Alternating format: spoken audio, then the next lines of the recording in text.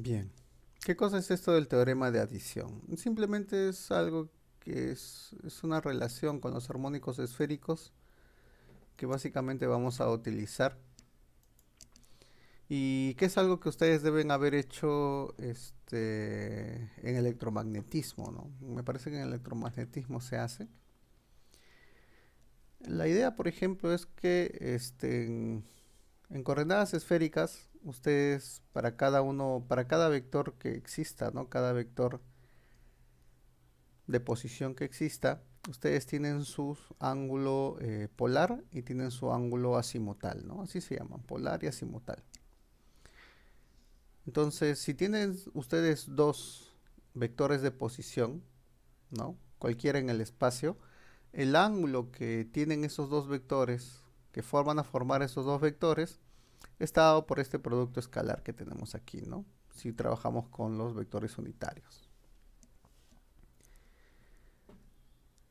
Entonces, existen relaciones angulares entre este ángulo que está aquí y estos otros ángulos que son algo así como si fuesen identidades trigonométricas.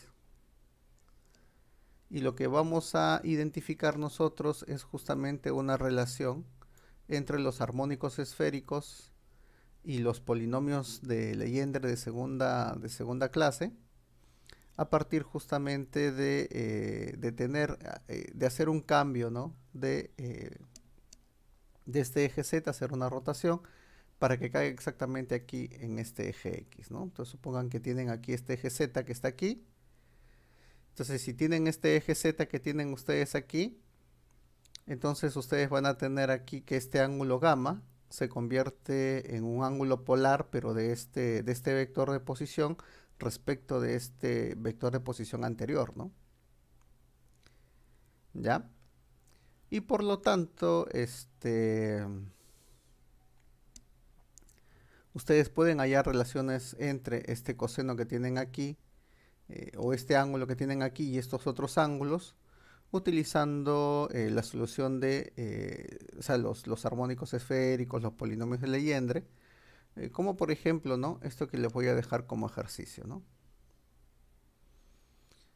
Ustedes tienen aquí, por ejemplo, que con respecto de este eje Z', este vector posición, ¿no? X puede definirme justamente alguna característica física del espacio. O puedo usar este vector X como una coordenada respecto de este eje Z', de tal manera de que cualquier función en este espacio que cumpla, por ejemplo, como es la función polinomio de Legendre aquí, cumple esta ecuación diferencial, ¿no? Que como ven es la ecuación diferencial de autovalores para el L cuadrado. Entonces yo les recomiendo de que demuestren esto a partir del L cuadrado, ¿no? Pues ya saben cómo actúa el L cuadrado sobre una función de onda normal, ¿no es cierto? Entonces, como saben cómo funciona sobre una función de onda en coordenadas esféricas, pueden ustedes obtener ese término L por L más 1 a partir de ahí y pueden demostrar esa relación, ¿no? Sin embargo, esta ecuación que aparece aquí, uno la aprende, como ya les mencionaba antes, en métodos 2. Justo les dije que les iba a mostrar, ¿no? Por ejemplo, eso yo lo vi en métodos 2 cuando se resolvió la ecuación de Laplace en coordenadas esféricas, ¿no? Eso hicimos nosotros, ecuación de Laplace en coordenadas esféricas.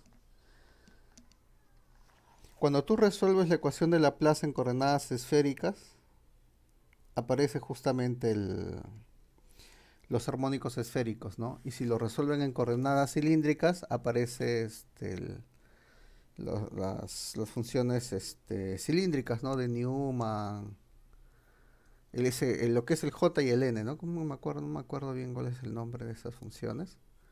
Pero eso se hace en métodos 2. Entonces, esto es básicamente el operador de Laplace, ¿no?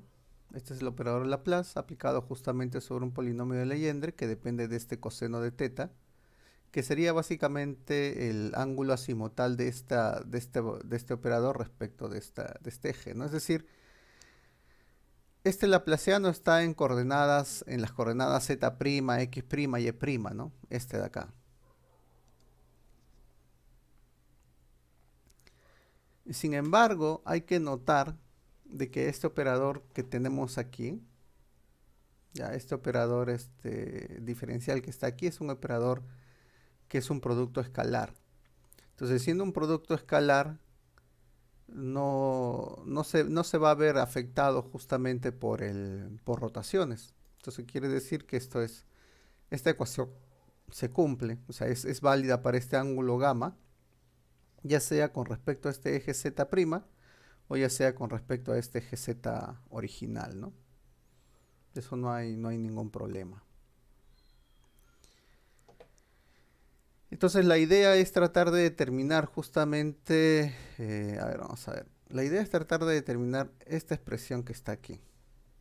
Esta, ¿no? A esto se le llama, esta de acá se le llama regla de, regla de adición, ¿no? De armónicos esféricos. ¿Y qué es lo que vamos a utilizar el día de hoy para hacer un cálculo? Entonces, en este caso, esta regla de adición de armónicos esféricos, eh, incluso, por ejemplo, ustedes pueden notar de que P L igual a 1 del coseno de gamma, esto es coseno de gamma, ¿no?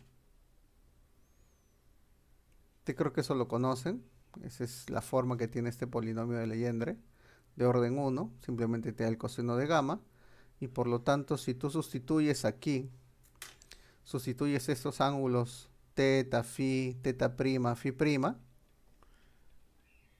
o sea, este teta, teta prima, teta, phi, phi prima, lo sustituyes aquí en los armónicos esféricos y sustituyes su relación de armónicos esféricos, lo que vas a encontrar es esta ecuación, ¿no? Entonces por eso yo les digo que básicamente esta expresión que está aquí son un conjunto de identidades trigonométricas en función de este valor L que tenemos aquí, ¿no?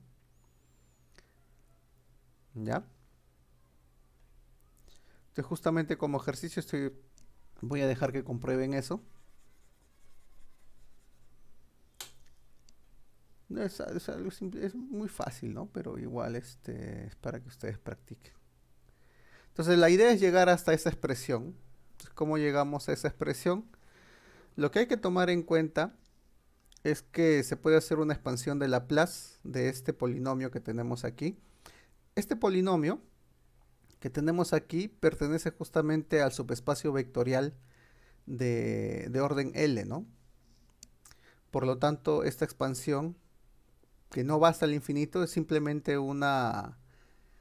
eh, es simplemente una representación de que ese subespacio es un subespacio vectorial. Lo que quiere decir entonces que los armónicos esféricos, ¿ya? Estos armónicos esféricos, respecto, respecto, ¿no? De este ángulo Z, de este eje Z que tenemos aquí, ¿ya? Estos armónicos esféricos deberían, ¿no? Una combinación lineal debería darme este polinomio de Legendre que tenemos aquí. Lo único que hay que tomar en cuenta es que estos coeficientes que van a aparecer van a estar en función de este eje Z' que está fijo, ¿no? O sea, van a estar en función de teta prima, phi prima. Los coeficientes sí, ¿no? O sea, para diferentes posiciones de este x prima, los coeficientes pueden ser distintos. Entonces, a partir de aquí, de esta expansión, yo puedo determinar estos coeficientes usando la ortogonalidad, ¿no? De los armónicos esféricos. Esos coeficientes serían este producto escalar que tenemos aquí. Y podríamos tratar de hacer esta integral, ¿no? Pero hay otras formas de obtener esto de acá. Una es, por ejemplo, eh, considerando el hecho de que este ángulo gamma que tengo aquí es mi ángulo polar respecto de este eje z'. Y también lógicamente esta coordenada x va a tener una coordenada azimutal respecto de este eje z', ¿no? Pero habría que todavía considerarlo, ¿no?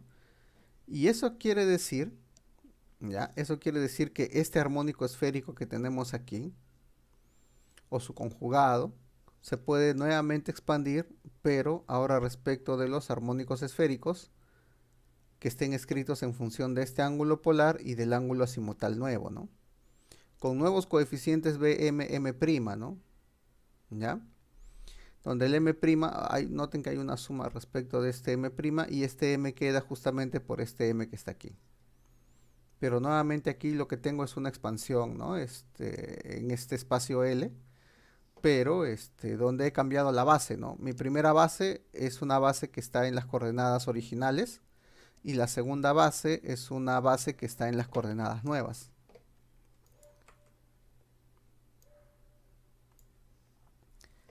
Entonces nuevamente usamos la ortogonalidad de las funciones armónicas esféricas y por lo tanto este coeficiente que tengo aquí lo puedo obtener haciendo el producto escalar entre esta función de onda y esta otra función de onda que está aquí, ¿no? Entre esos dos armónicos esféricos.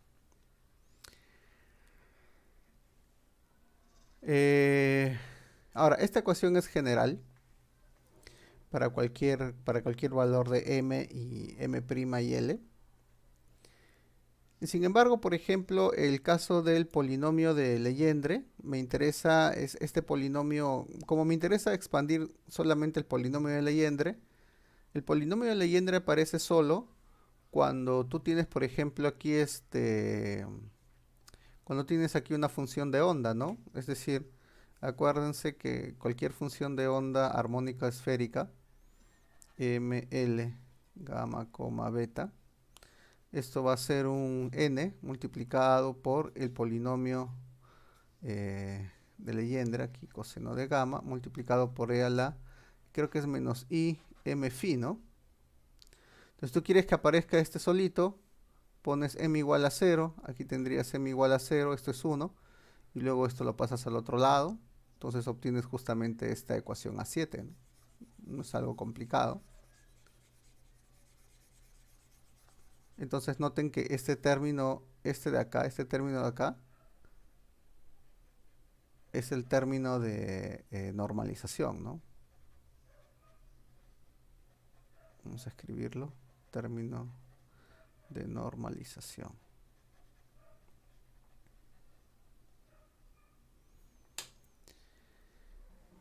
Y por lo tanto, ustedes van a tener aquí que de ese término de normalización, ¿no? Para el caso de m igual a 0, tú puedes, por ejemplo, obtener aquí este coeficiente para un m igual a 0, ¿no?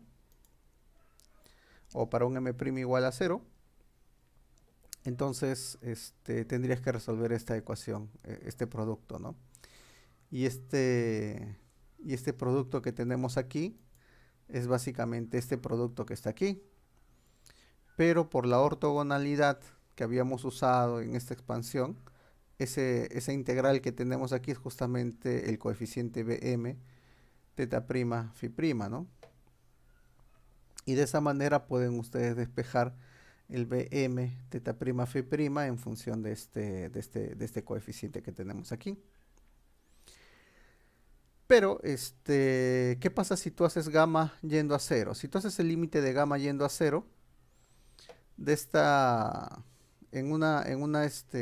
un armónico esférico se va a convertir básicamente en esta expresión, ¿no? Que es lo que yo les mencionaba hace un rato. Este NLM es este término, ¿no? ¿Ya? Entonces, en esta expresión que tenemos aquí, aunque aquí va a depender de M, ¿no? En esta expresión que tú tienes aquí, este polinomio, este polinomio que tienes aquí, o sea, este término solamente es no nulo si este m que aparece aquí, a ver, delta de m0, o sea, solamente cuando este término m es 0, ¿no? Si este término m es 0, este término es diferente de 0, entonces tienen que ir probando, ¿no? Entonces, básicamente ustedes van a encontrar de que cuando este gamma tiende a cero, o sea, por la forma funcional del armónico esférico, van a obtener esta expresión siempre y cuando m sea igual a cero. Ahora, esto va a significar, ¿no? Esto va a significar que este límite que tenemos aquí, ¿no? En este límite, o sea, usando este armónico esférico, en esta expansión que tengo aquí, si yo hago gamma yendo a cero, solamente me va a quedar este término bm0 multiplicado por esta expresión, ¿no? Por este término de normalización que tenemos aquí. ¿Hasta ahí alguna pregunta?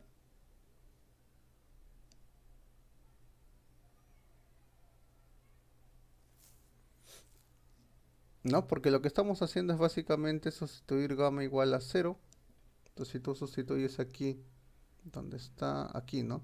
Gamma igual a cero, solamente sobrevive el término cuando este m' es igual a cero, ¿no? Entonces te va a quedar aquí bm por cero, ¿no? bm sub cero, ¿no?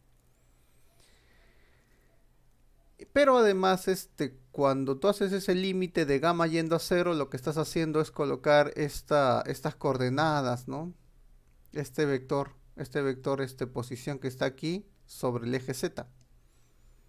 Entonces, básicamente, tu ángulo teta y phi que tenías inicialmente de este vector se están convirtiendo en teta prima phi prima. Y si se convierten en teta phi prima y phi prima, podemos sustituir aquí. Tú puedes sustituir teta y phi como un teta prima phi prima y obtienes justamente este armónico esférico en función de teta prima phi prima, ¿no? Y este coeficiente bm0. Pero este coeficiente bm0 es todo este término. Entonces lo puedes sustituir y de ahí despejar el bm, ¿no? Entonces despejas el bm, te va a quedar esta expresión y por lo tanto en la expansión que tenías para el polinomio de Legendre, en función de los armónicos esféricos te va a dar esta ecuación que está aquí, ¿no? Entonces, como ejercicio, aquí les estoy colocando que para L igual a 1, polinomio de Legendre, con L igual a 1 le va a salir coseno de gamma, porque es un polinomio de orden 1. Muestren, ¿no? Comprueben más que mostrar, ¿no? Comprobar que se, que se regresa a esta ecuación. Entonces, la idea es que ustedes con esta expresión que está aquí, puedan obtener varios identidades trigonométricas entre esos ángulos que aparecen, ¿no? La relación trigonométrica entre todos estos ángulos que aparecen aquí en esta figura. No sé si tienen hasta aquí alguna pregunta.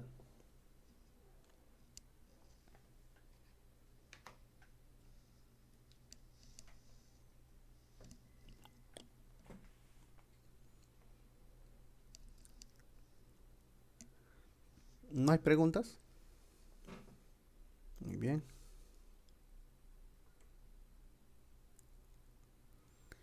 Vamos entonces a ver la parte de la teoría de perturbaciones para el átomo de helio. Básicamente lo que hemos resuelto nosotros en la clase anterior es el hamiltoniano de orden cero para el átomo de helio, que sale la suma de dos energías de dos energías asociadas justamente a dos átomos de hidrógeno, ¿no?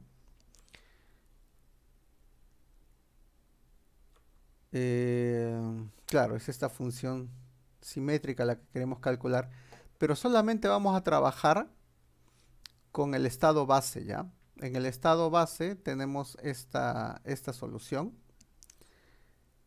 El estado base solo toma en cuenta la parte espinorial singleto, ¿no? De los espines del electrón, pero esto queremos calcular, ¿no?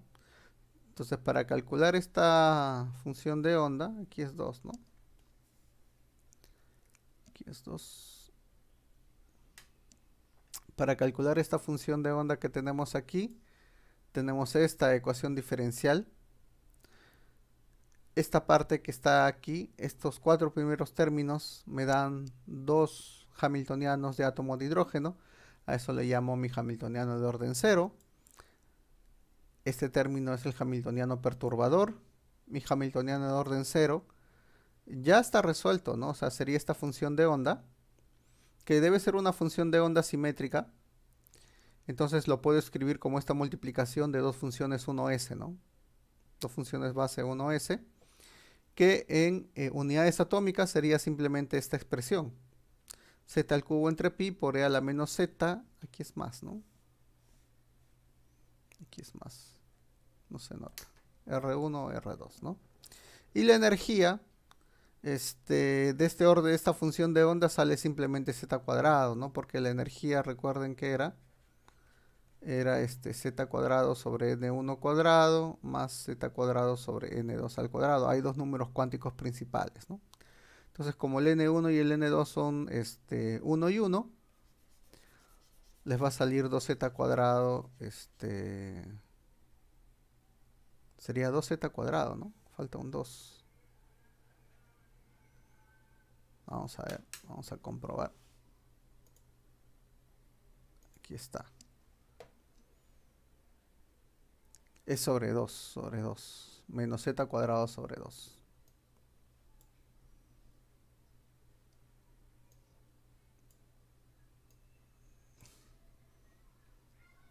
Entonces va a quedar z cuadrado. Ahí está.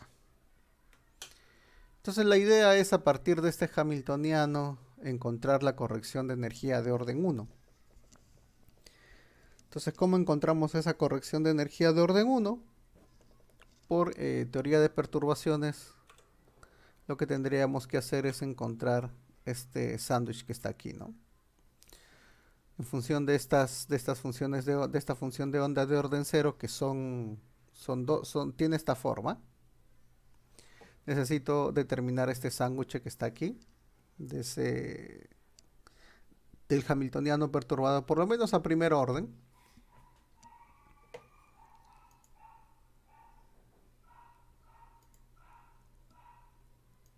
Este sándwich en el espacio de configuraciones, ¿no? Metes una identidad aquí y con esa identidad tú puedes obtener esta integral que está aquí, donde recuerden que aquí estamos nosotros integrando en todo el espacio, ¿no? Entonces aquí tendrías dos diferenciaciones de volúmenes, pero en coordenadas esféricas. Y aquí lo que tendrías tú serían estas dos expresiones, esta función de onda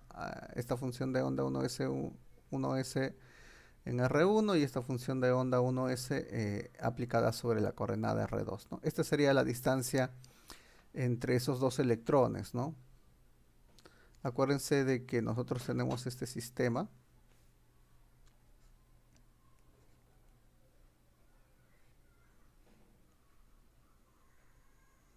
Aquí está el núcleo. Aquí está un electrón, R1. Y por aquí está otro electrón, R2. Entonces, esta longitud que está aquí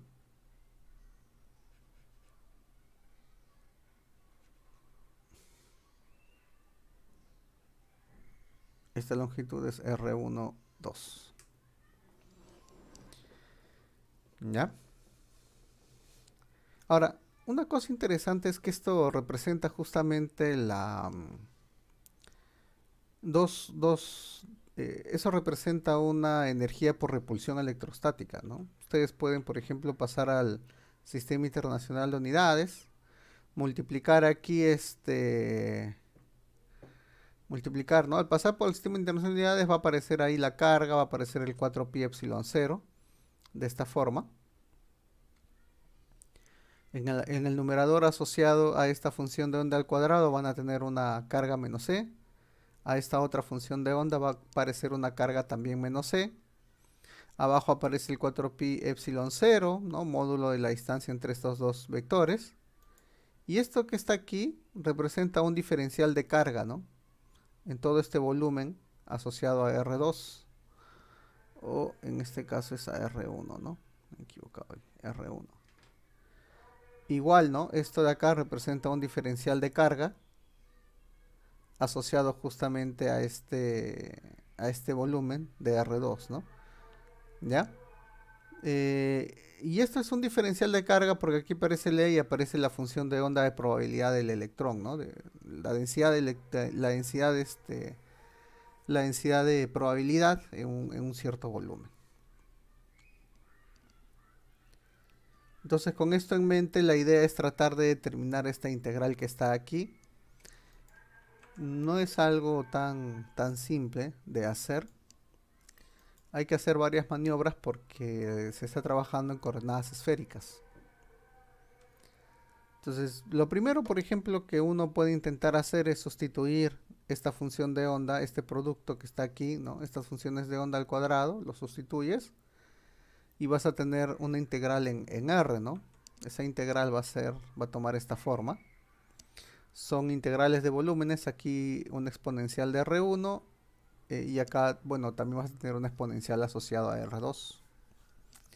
Y en la parte de abajo tú vas a tener la distancia R1 entre R2, ¿no? Ahora bien,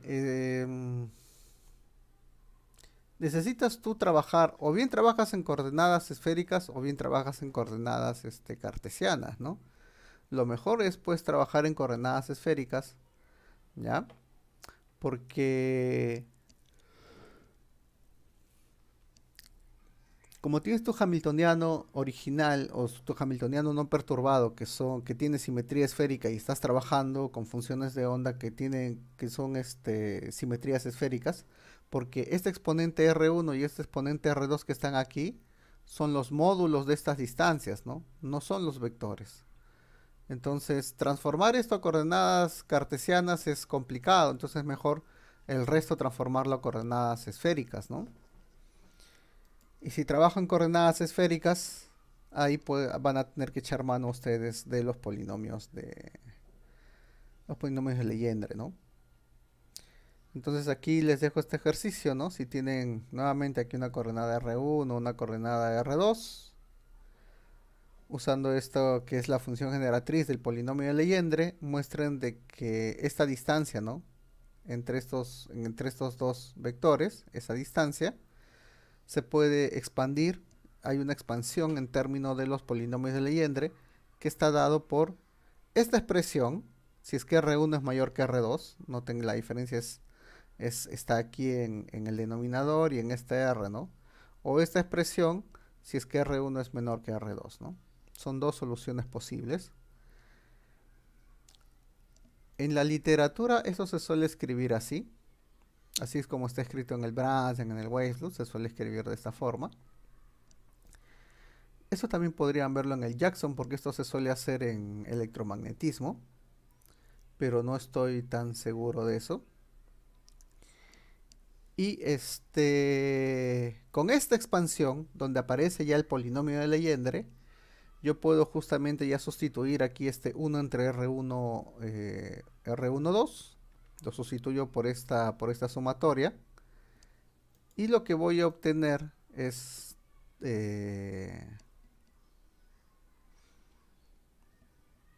claro. Aquí este polinomio, por ejemplo, de Legendre, lo que voy a hacer es sustituirlo usando ese teorema de adición que hemos visto al inicio de la clase. ¿Ya? Lo voy a sustituir como esta suma, ¿no? En L. Esta es la sumatoria en L, viene justamente del polinomio de Legendre. Y obtengo esta multiplicación de dos armónicos esféricos, ¿no? La idea de obtener los dos armónicos esféricos es tratar de obtener deltas de Kronecker o deltas de Dirac de esta integral. ¿Ya? Esa es la idea principal. Entonces ahora sí, toda esta sumatoria que está aquí, lo sustituyo en esta integral y lo que voy a obtener es este término que está aquí, ¿no? Todo este término que está aquí. Aquí la diferencial de volumen respecto de R1 y R2 lo estoy escribiendo ya en coordenadas esféricas. Y lo que me queda aquí es tratar de resolver esta integral. Ahora, pero quiero que noten de que tú puedes separar toda esta integral en una parte que es radial, porque el exponente que está aquí es radial, y en integrales sobre los ángulos, ¿no? Los integrales sobre los ángulos solamente afectan aquí a los armónicos esféricos, porque los armónicos esféricos dependen solamente del ángulo, ¿ya? Entonces, eso me va a permitir a mí obtener algunos deltas de Kronecker, ¿no? Por ejemplo, voy a utilizar que el I00 es 4pi a la menos un medio. Entonces, si uso que el I00 es 4pi a la menos un medio, puedo tener aquí, por ejemplo, dos integrales angulares, ¿no? La suma la saco, estas sumatorias las saco. Todo lo que sea, no dependa ni de R ni de los ángulos, lo saco afuera de las integrales. Aquí quedan estas integrales justamente radiales, afectando a esta fracción que venía de esta expansión de 1 entre R1, 2. Pero me quedan aquí dos integrales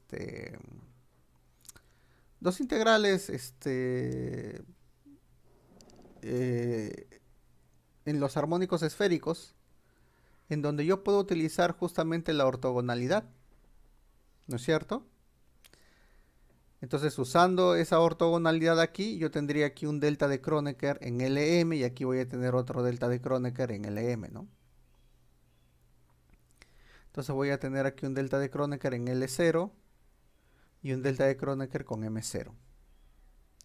Y eso me va a hacer de que muchos de estos términos que están aquí se anulen, ¿no? O sea, porque tengo una sumatoria, entonces eso va a eliminar varios términos de la sumatoria y solamente me va a quedar este término que va a depender justamente aquí va a aparecer un R mayor, ¿no? O sea, ¿cuál de esos R1 o R2 va a ser mayor? ¿No? Este término del numerador se cancela porque estás sustituyendo que tiene que ser igual a 0, ¿no? Entonces, en esta integral, como tú necesitas aquí sustituir un R que va a ser mayor, o R1 y R2, y tú estás integrando los R's de 0 infinito, de 0 infinito, entonces esto sí puede ser un poco complicado, aunque es simplemente una separación. No es como cuando ustedes trabajan con una función de paso de Heaviside, ¿no? Si tú tienes, por ejemplo, los alumnos se asustan cuando ven estas integrales, ¿no? De x, por ejemplo, de una función f de x por la función de paso de Heaviside, no sé, x menos x sub 0. Los alumnos se asustan cuando ven esta integral, ¿no? De menos infinito, más infinito, pero justamente la función de Heaviside la pueden hacer desaparecer integrando desde x0 hasta más infinito, ¿no? Les queda d de x de f de x y ya está. Entonces la idea es siempre ver, ¿no? O sea, agarras el rango de integración, lo separas para evitar justamente juntar cosas que no deberían aparecer, ¿no? Aquí es algo bastante parecido.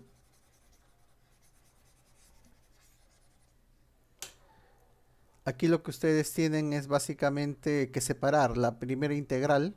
Estoy separando aquí la integral en R2.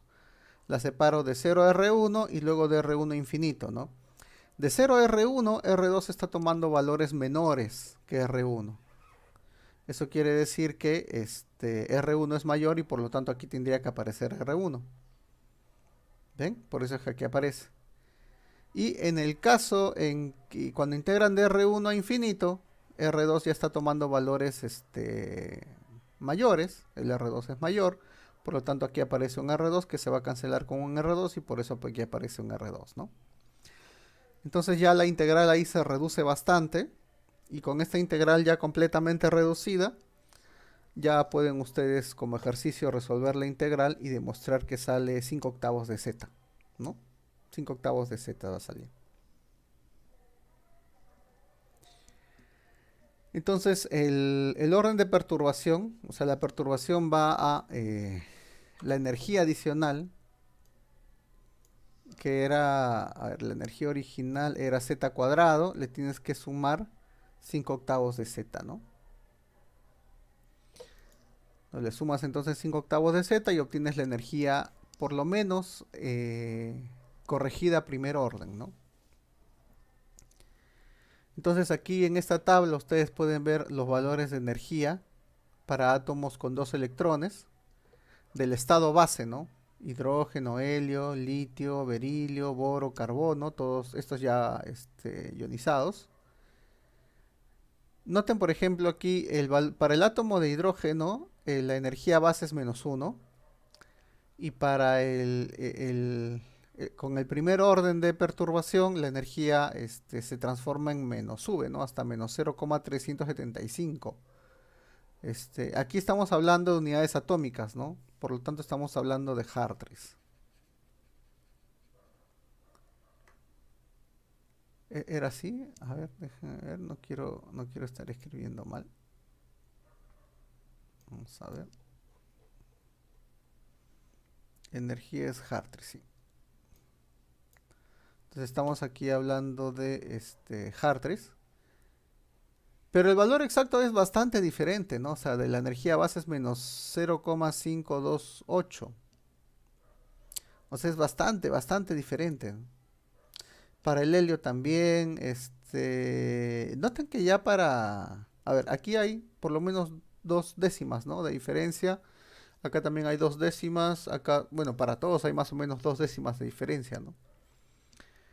Por lo tanto, ¿esto qué quiere decir? Esto quiere decir de que el método de perturbación no está sirviendo aquí, ¿no? Y si no llegas, por ejemplo, a un valor bastante cercano al valor original, al valor real, es porque lo más probable no se pueda utilizar ese método, ¿no? Entonces el método aquí no es el exacto y por lo tanto se va a utilizar lo que llamamos nosotros el método variacional, ¿no? Eso permite llegar más cerca del valor de la energía, por lo menos de manera teórica. ¿Hasta aquí alguna pregunta?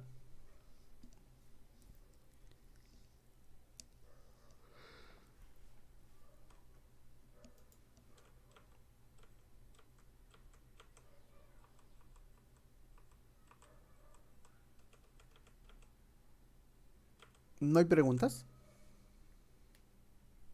Bueno,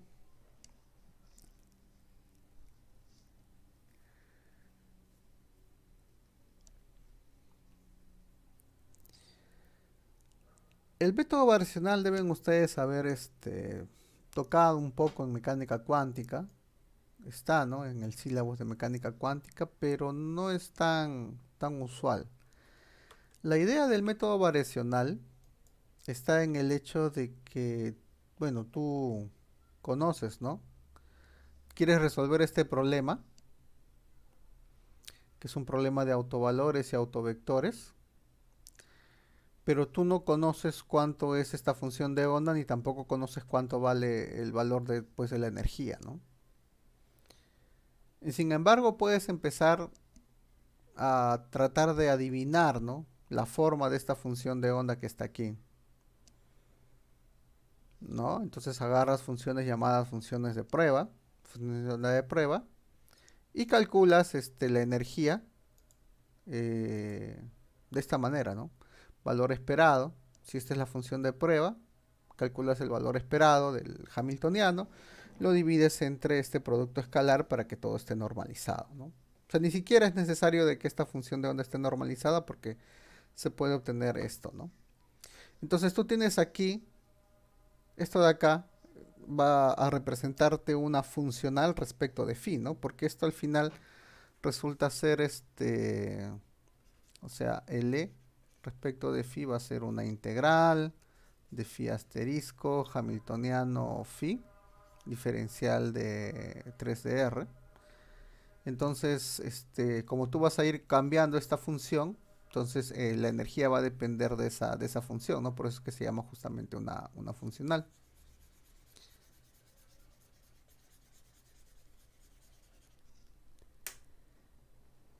Y la idea es tratar, ¿no? De adivinar una función de onda que se acerque mucho a la función de onda original, ¿no? La función de onda real.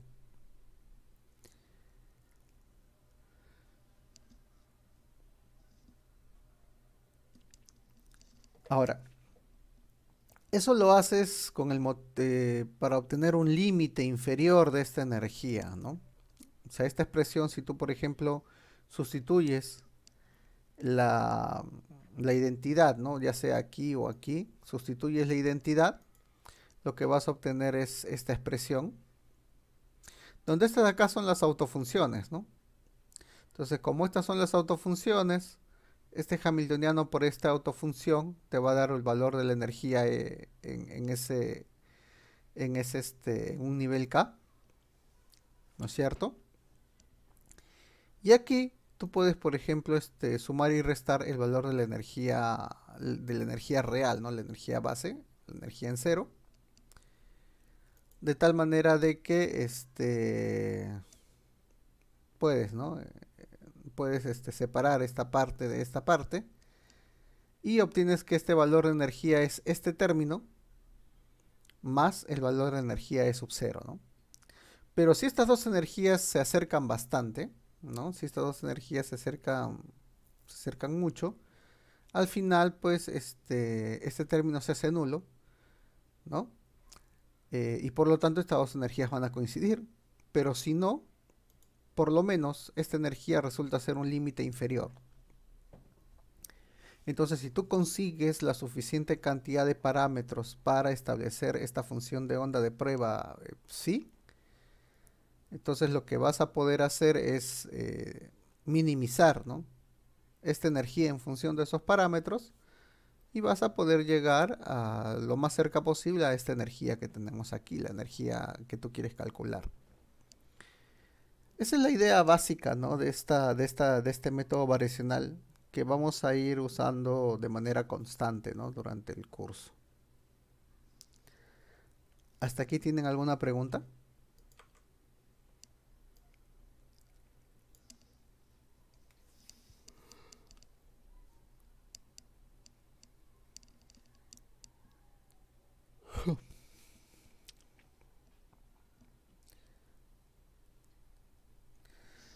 Al final lo que uno tiene que hacer es esto, ¿no? Mm, te tienes que minimizar, ¿no? H menos un lambda phi n phi m. La variación de esto tiene que ser T0, ¿no? Donde este lambda que está aquí es un multiplicador de Lagrange.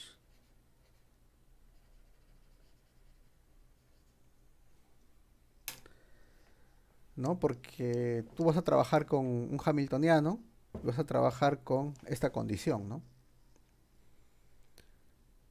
Entonces, de aquí, por ejemplo, tú puedes obtener estas ecuaciones que están aquí. O sea, esta ecuación variacional, esto de acá es equivalente a la ecuación de Schrödinger. Son equivalentes, ¿no? Bueno.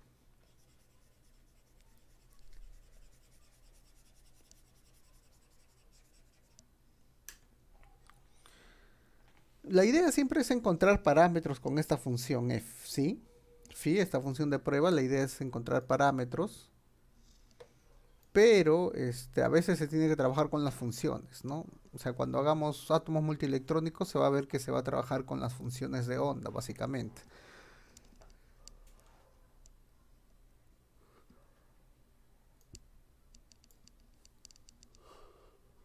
Veamos entonces la aplicación de esto a este átomo de helio.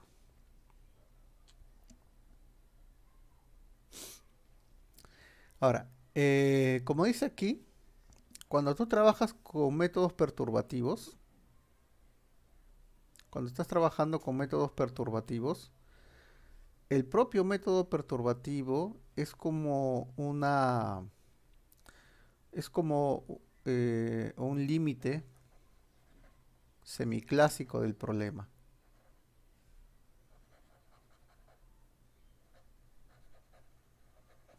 ¿Por qué digo eso? Porque se enfoca básicamente en el hecho de que los electrones se mueven de manera libre como puntitos alrededor del núcleo. Pero nosotros sabemos que eso no es cierto, ¿no? O por lo menos El hecho de que no funcione aquí ya nos está diciendo de que el electrón no es un punto, ¿no? Y aquí aparece justamente este término de apantallamiento, que aparece porque el electrón en realidad no es un punto, sino es una distribución de carga alrededor del núcleo atómico. Entonces la idea, por ejemplo, es,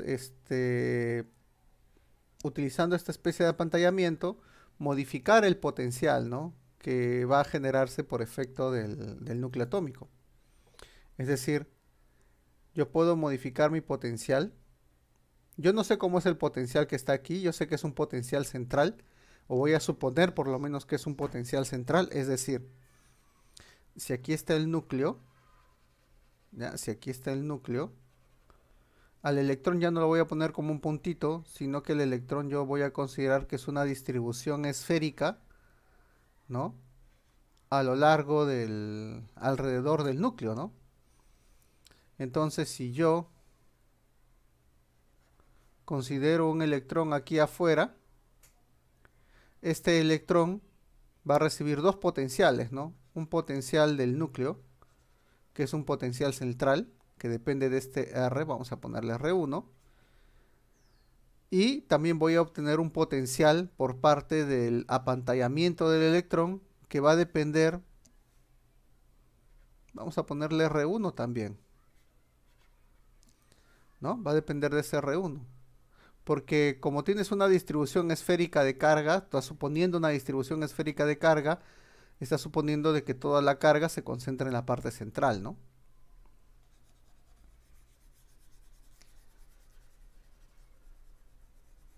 Ahí está. Entonces, esa es la idea. A eso se llama modelo de potencial central.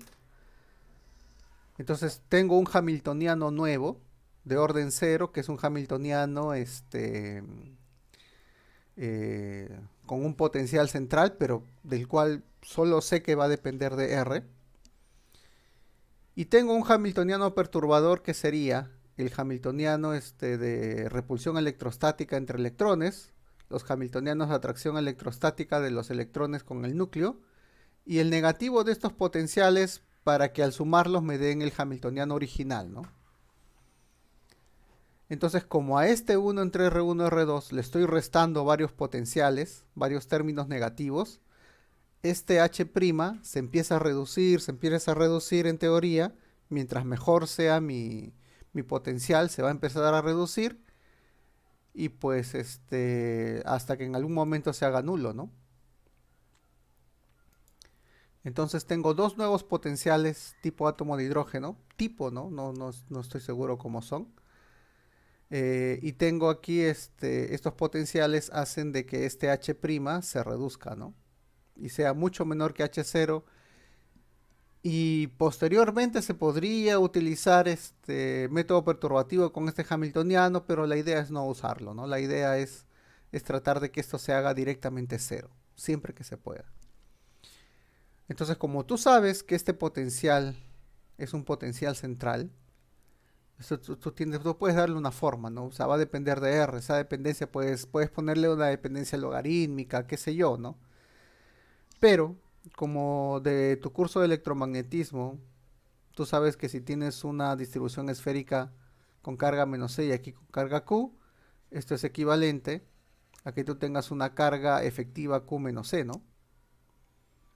Entonces la idea es poner este potencial que está aquí como si fuese un potencial con carga efectiva. O sea, en otras palabras, el mismo potencial central, pero multiplicado por algún parámetro, ¿no? Entonces ese potencial central va a ser lo mismo menos Z entre R, pero con una carga efectiva generado por esto se le llama coeficiente de apantallamiento, ¿no?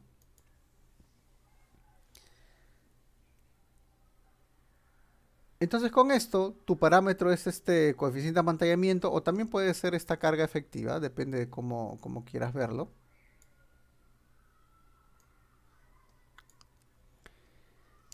Y por lo tanto, tu energía, ¿no? La solución de este hamiltoniano de orden cero va a ser la misma solución que tú tenías anteriormente con los dos electrones con sus hamiltonianos tipo átomo de hidrógeno, solamente que ahora con la carga efectiva, ¿no?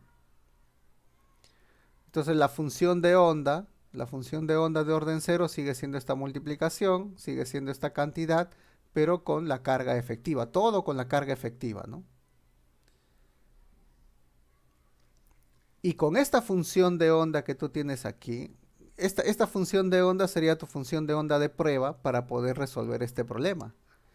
Esto es lo que puedes usar como función de onda de prueba. Es decir, calculas la energía en función de esta función de onda, va a ser tu phi, de tu hamiltoniano, ¿no? Pero ahora sí ya puedes poner tu hamiltoniano total, ¿no? O sea, acá está el hamiltoniano total. Entonces tú vas a tener, por ejemplo, que tu energía, ¿no? Va a ser la energía, el valor esperado de la energía cinética de cada electrón. Aquí tienes Z por el valor esperado de uno entre R1 y R2, pero todo valor esperado respecto de esto, ¿no? Esta función. Este de acá es tu phi.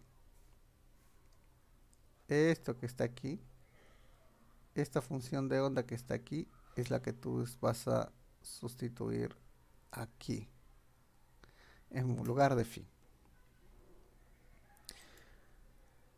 Ahora, los valores esperados de la energía cinética y del potencial en este hamiltoniano, no importa si, o sea, no importa, por ejemplo, el tipo de función de onda que tengas, o sea, si proviene de un potencial central, eso siempre te debe dar es cero, ¿no?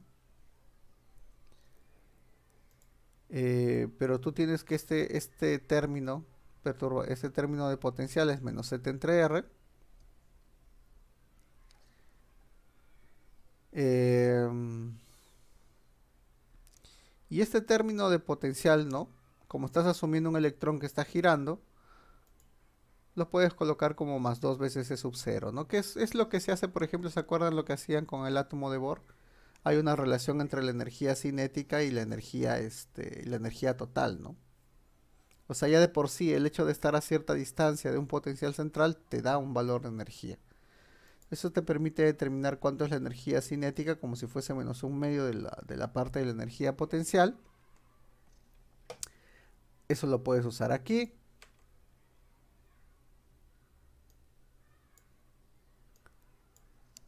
Y lo que vas a obtener es que esa energía cinética, ya sea de uno o del otro electrón, va a ser el valor esperado de la energía cinética eh, respecto, ¿no? Ahora con la energía efectiva. Entonces, este valor esperado lo sustituyes justamente a partir del hamiltoniano total y vas a obtener como un medio de z de cuadrado. Eso no es algo complicado, ¿no? Pero lo interesante está en el valor esperado, por ejemplo, de este término 1 entre R. Eh, Eso lo pueden obtener a partir de, como sigue siendo una función de onda para el caso de un potencial central, tú vas a seguir trabajando. Por ejemplo, puedes utilizar aquí el método de Virial para obtener este valor esperado inverso, pero en lugar del z que aparece usualmente, le pones el z efectivo nada más, ¿no? Eso te va a salir el z efectivo. Y luego tienes el valor esperado de uno entre R1 y R2. Este cálculo es el mismo cálculo que teníamos aquí. ¿Dónde está? Aquí, aquí, ¿no? Es este mismo cálculo. El valor esperado entre R1 y R2 es este mismo cálculo, ¿no? Porque aquí estamos calculando justamente esto, ¿no? Pero ya no entre las funciones de onda del átomo de hidrógeno, sino que ahora estamos utilizando la función de onda del átomo de hidrógeno, pero con una carga efectiva. Por lo tanto, te va a tener que salir el mismo resultado, ¿no? 5 octavos de ZE, ¿no? De la carga, en vez de Z, ZE. Entonces tú sustituyes y la energía en función de esa carga efectiva te va a salir esta ecuación. Este que depende de Z proviene justamente de esta expresión. Y el ZE viene de los valores de usar justamente la función de onda con la carga efectiva. Entonces, como tú quieres el mínimo de esta energía, porque el mínimo es el que se acerca a la energía base, derivas, igualas a cero, calculas el valor del z efectivo. El z efectivo va a ser z menos 5 sobre 16, lo que quiere decir que el coeficiente de apantallamiento va a ser este, 5 sobre 16. Esa va a ser tu constante de apantallamiento. Y con este valor ya tú calculas el valor de la energía, ¿no? El valor de la energía sustituyendo z menos 5 sobre 16 te va a salir esta cantidad. Y con esta cantidad te mandas de nuevo a ver cuánto sería la energía base para estos átomos con 2 electrones.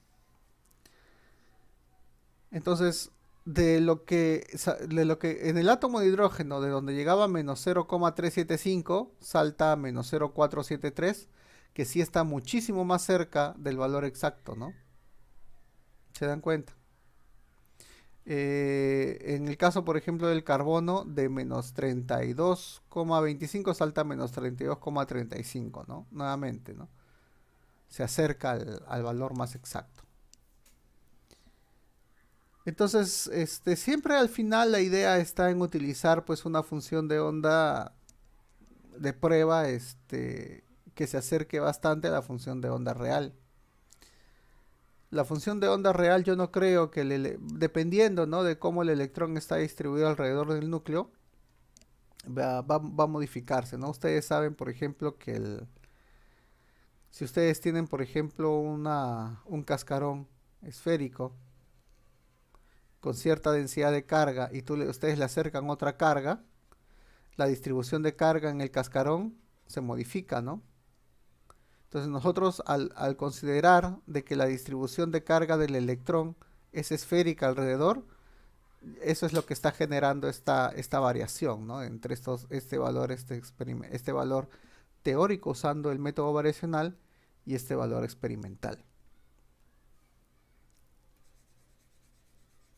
¿Alguna pregunta hasta aquí?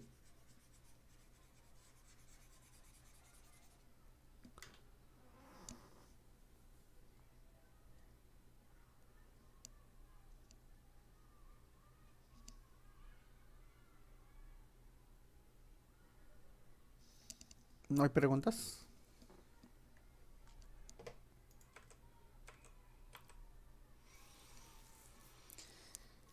Ahora, vamos a ver algo que es un poquito más interesante, que es el caso del primer estado excitado para este átomo de helio, ¿no? ¿Ya? Nuevamente tenemos, esta es la función de onda a resolver, esta es la ecuación de Schrödinger a resolver, hamiltoniano, hamiltoniano orden 0, hamiltoniano prima. Pero si estamos hablando del primer estado excitado para este átomo de helio, entonces ustedes deben tomar en cuenta de que el primer estado excitado implica, ¿no?, que uno de los electrones va a estar en el estado base y el otro electrón va a estar en un estado superior, ¿no?, en un nivel de energía superior. Porque es bien difícil de que los dos electrones estén en un nivel de energía más alto porque va a requerirse mayor cantidad de energía. Por lo tanto, esta función de onda que tenemos aquí, como solución de la parte de orden 0, implicaría que tendríamos un electrón en ese nivel 100 y el otro electrón en algún nivel superior, ¿no? Lo mejor sería en el subsiguiente, pero le estoy poniendo aquí directamente NLM, ¿no? Y aquí sí puede estar simetrizado o antisimetrizado la función de onda total. Ya no es como en el caso del estado base, donde tenemos solamente una solución simétrica, ¿no? ¿Dónde está?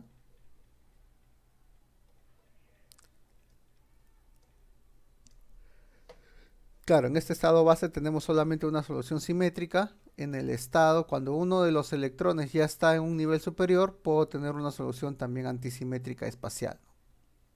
Ya, pero sin importar cuál es la solución aquí. Uno de los electrones está en el nivel 0 o en el nivel 1 y el otro electrón está en un nivel n superior, distinto a 1.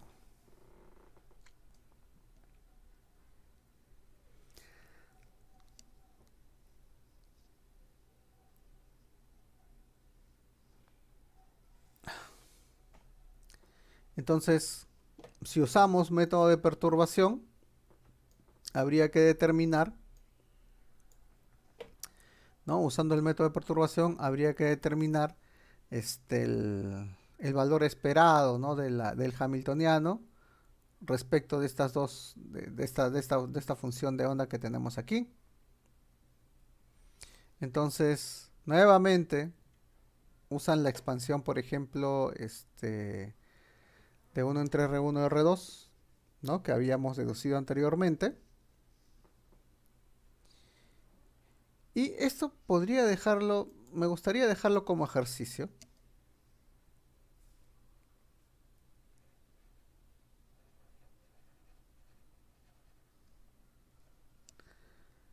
Eh, Sin embargo, esto ya, mejor no, es complejo. O sea, la idea es que ustedes, ya sea en el estado simétrico o en el antisimétrico, puedan determinar cuánto vale esta corrección de la energía en orden 1. Pero eso usualmente no se hace. ¿Ya? Porque las integrales que aparecen sí son un poquito más complejas. La idea es dar una forma, ¿no? O sea, la energía, por ejemplo, de orden 1, eh, simétrica o antisimétrica, va a depender de dos integrales. Y eso sí pueden ustedes obtener, ¿no? La forma de las integrales. La primera integral va a aparecer, por ejemplo, aquí estas dos funciones de onda, al cuadrado cada una. Y esta función de onda que tenemos aquí es equivalente a la que teníamos para el estado base, ¿no? Es decir, esta función de onda J está representándote una densidad de un electrón, la densidad electrónica del otro electrón y la la repulsión electrostática por cada uno. Pero la función de onda, esta integral K que tenemos aquí, ya es una integral un poco distinta, porque esta va a venir del hecho de que tú tienes este producto, toda esta función de onda al momento de hacer el sándwich, podría multiplicarse con esta función de onda que está aquí. Entonces nota de que la función de onda que está en el nivel n depende aquí de R2, aquí depende de R1. Entonces ya no puedes obtener el cuadrado de la función de onda, ¿no? Entonces esa integral viene justamente de esa multiplicación. Entonces la posición aquí en estas multiplicaciones, la evaluación de estas funciones de onda es opuesta a la que tenemos aquí al lado derecho. Entonces a esto se le llama energía de intercambio o interacción de intercambio, ¿no? Y esa energía no aparece, ¿no? Cuando tú tienes un solo electrón, aparece recién cuando tienes varios electrones. Ahora, ¿qué es lo interesante de esta parte? Lo interesante es que si ustedes, y eso sí lo van a poder hacer ustedes, pueden sustituir este 1 entre R1 y R2 aquí y empezar a reducir, ¿no? Utilizando los armónicos esféricos nuevamente, reducen y el JNL, esta integral que tenemos aquí, se va a reducir a esta cantidad, que ya sabemos más o menos de dónde viene, y el K, ¿no? Esta integral de intercambio que está aquí, se va a transformar en esta integral. Pero la diferencia es que en esta segunda integral hay una dependencia respecto de L, ¿no? Eso es lo interesante, ¿no? Que va a haber una dependencia respecto de L. O sea, aquí no hay dependencia del L, ¿no? Aquí en toda esta integral que está aquí no hay L, pero aquí se aparece aquí afuera, ¿ven? Entonces acá hay una dependencia respecto de L. Lo pongo aquí.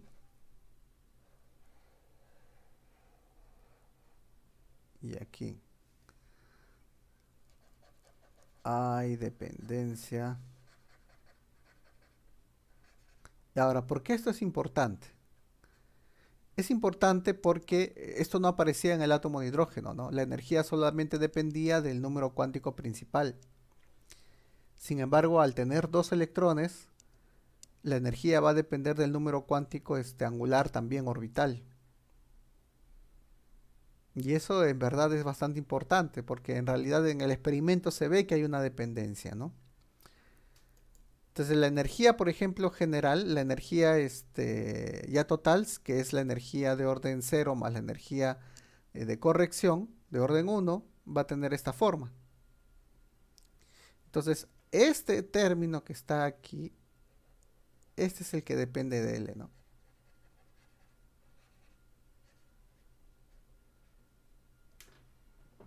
Ya, ese depende de L.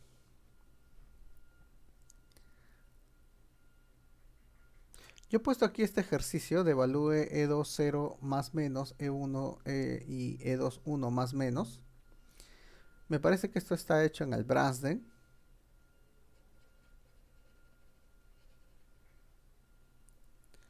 Pero resolver estas integrales que están aquí no es tan simple, ¿no? ¿Ya? Eh, pero ya, por ejemplo, poniendo los valores, ¿no? 0, 2, ustedes pueden obtener aquí el R 0, 2, 0, el nivel 2, 1, y ya la integral recién ahí se puede resolver, ¿no? Aquí todavía depende de esos números cuánticos. Entonces, calculen, por ejemplo, esas integrales E2, 0, 0 y 2, 1. Y básicamente esos términos que aparecen aquí van a separar algunos niveles de energía, ¿no? Por ejemplo, aquí en el nivel 1, ¿ya? O sea, un elemento en el 1 y el otro en el 2, ¿ya? En el 1 y en el 2. Claro, esto es justamente esto que está aquí, ¿no? Estas cantidades de energía. Entonces, uno va a estar en 1S, el otro va a estar en 2P o 2S. Y noten cómo, por ejemplo, el J, ¿ya? El J va a afectar J21. Claro, el J, aquí sí hay dependencia de L, ¿no? Aquí también hay dependencia de L. Aquí va a aparecer en la parte radial. Entonces aquí también hay dependencia de L. Noten, por ejemplo, que para el L0, ¿no? Del 2,0, tienes este aumento de energía por la repulsión electrostática. Y para el L1 tienes este aumento, ¿no? Y luego aquí, ya sea en función, por ejemplo, del valor del número cuántico L, tú vas a tener que este nivel se va a dividir aquí en, dependiendo, ¿no? Si es simétrico o antisimétrico, vas a tener aquí un menos K o un más K, ¿no? ¿Ven? Igual aquí, ¿no? Un menos K o un más K. Entonces ahí empiezan a tener varios tipos de niveles estos números cuánticos que tenemos aquí, ¿no? Entonces, estos elementos espectroscópicos van a tomar en cuenta justamente ese spin total, porque el hecho de que aquí tú tengas una solución simétrica o una solución completamente antisimétrica va a depender del spin que tenga la partícula, ¿no? Con esos dos electrones. ¿Dónde está? Pues no está. ¿Dónde está?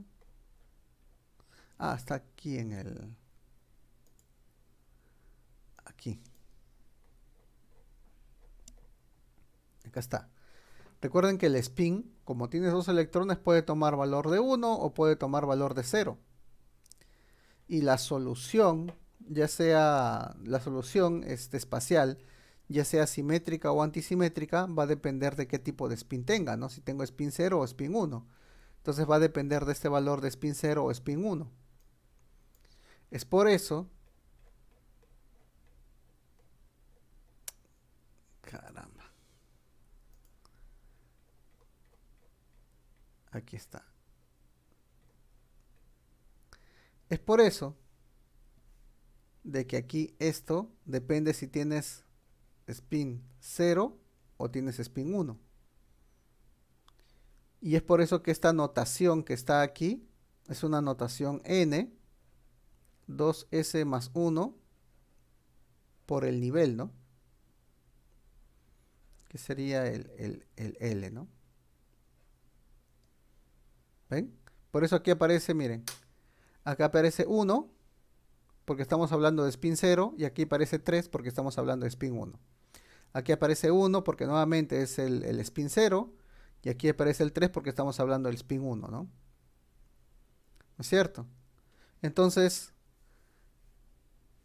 la función espacial aquí sería simétrica o antisimétrica. Si estamos hablando de spin 0, estamos hablando del singleto, que es antisimétrico. O sea, la espacial tiene que ser simétrica y por lo tanto tiene que ser aquí positivo, ¿no? Por eso es que sube a este nivel. ¿Se dan cuenta?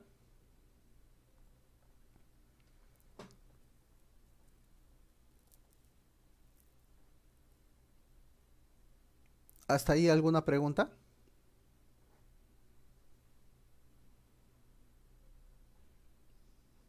Profesor, una consulta. ¿Podría volver a mostrar dónde es que aparece ese K? Me perdí un poco en esa parte. Este KNL. Sí, ese de ahí. El KNL viene a ver. Tú estás calculando esto, ¿no? Estás calculando eso. Ya, esto es equivalente. eh, Esto tiene forma, ¿no? Phi 0, 0, Phi 0, 0 en R1 más menos Phi NL, o bueno, por Phi NL en R2 más menos Phi 0, 0 en R2, Phi NL en R1, Hamiltoniano, y aquí tienes lo mismo, ¿no? ¿No es cierto? Vamos a poner así. Entonces, si tú agarras este término con este término que está aquí, te sale el J, porque tú vas a tener el 00 evaluado en R1 y el NL evaluado en R2, ¿no es cierto? Pero si tú agarras este término que está aquí con este término que está aquí, te va a salir el K, porque esta multiplicación que está aquí, tienes evaluado. El 00 lo tienes evaluado en R2 y el NL lo tienes evaluado en R1, ¿no es cierto? Y aquí lo que tienes es al revés, tienes el 00 evaluado en R1 y tienes el NL evaluado en R2. Entonces ya no puedes obtener estos cuadrados de las funciones de onda. Entonces ahí vas a obtener integrales que entran aquí en K, ¿no? ¿Sí? Sí, profesor, gracias. Una consulta más. No recuerdo muy bien acá. O sea, sí había visto la expresión, por ejemplo, la 198, pero no recuerdo cuál era R menos y R más. Esos que están arriba. R menor, R mayor. ¿Estos? Sí, creo que es o sea, sería como el menor entre R1 y R2. O sea, Exacto, es el menor y el mayor entre R1 y R2. entonces, Por eso cuando haces esta integral, ¿dónde está? No está más arriba. Aquí, ¿no?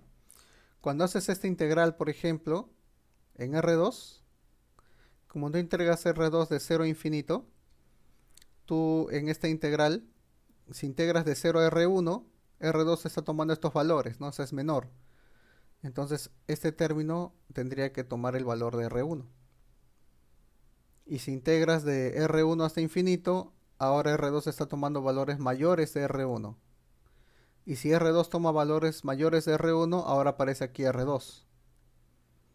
¿No? Dependiendo justamente de quién es mayor, ¿no? De quién de estos dos vectores es mayor. ¿no? Ahí aparecen estos menor, R mayor, ¿no? Esto es radio menor entre R1 y R2.